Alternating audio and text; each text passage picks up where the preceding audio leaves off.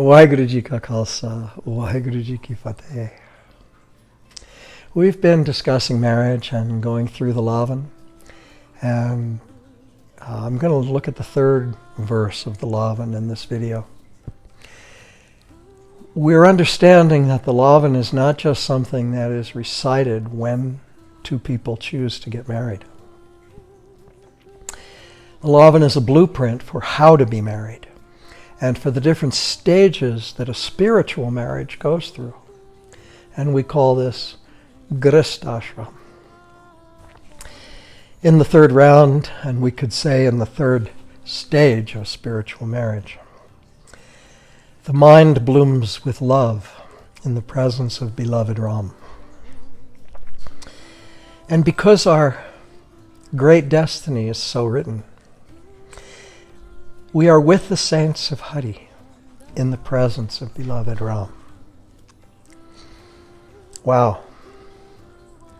So this third verse says that your mind becomes filled with love. Now just stop for a moment and think.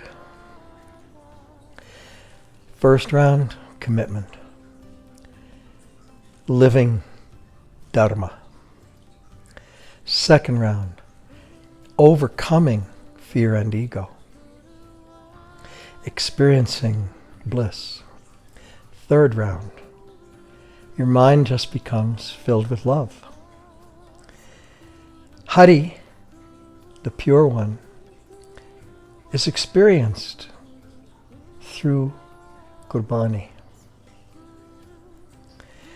You know, it says Hari Bani in the Lavan. Through God's Bani. We say Gurbani. God's Bani is in the Anahat Shabad. It can be experienced at any moment. It plays all the time.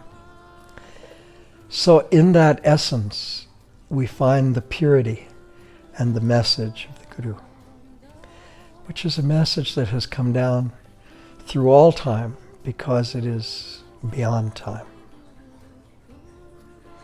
Back to the third round. The pure one, Hari, is experienced through Hari's Bani. And the saints are destined to experience Hari and to hear that story that lies beyond words. The story that lies beyond words is constantly being told. It's just that we're not paying attention to it. But when we tune into that Anhat Shabad, when we experience that Hari Bani, that Gurbani, in the essence of it, not the words of it, but the truth contained in it. When we experience that, then we understand. And since it lies beyond words, it's not something we can tell. It's an experience we have within ourselves. Meditating with Hari, Hari, Hari, Hari, Hari in our hearts, we realize the great destiny that has been written on our foreheads. And in this third round, Guruji says, our minds blossom with love. So the third round is about love. Now it's really important that you understand that the first verse of the Lavan isn't about love. You know, we think honeymoon and, oh honey, I love you, and we're married, you know. But that's not what marriage is really about. The Lavan starts with commitment, because all that romantic stuff is just kind of the fantasy that you get into when you get married. Your expectations of who the other person is, their expectations of who you are.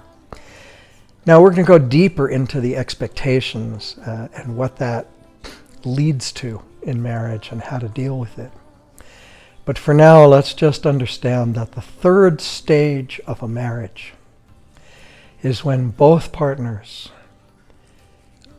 come from a space of love and kindness and openness and vulnerability, with nothing to protect, And that's why Guruji says in the third round that we experience love and we become dyed in that crimson color.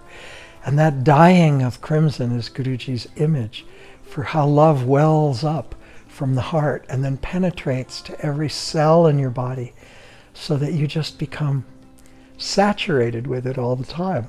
And you feel that love all the time. And that's the third stage of marriage.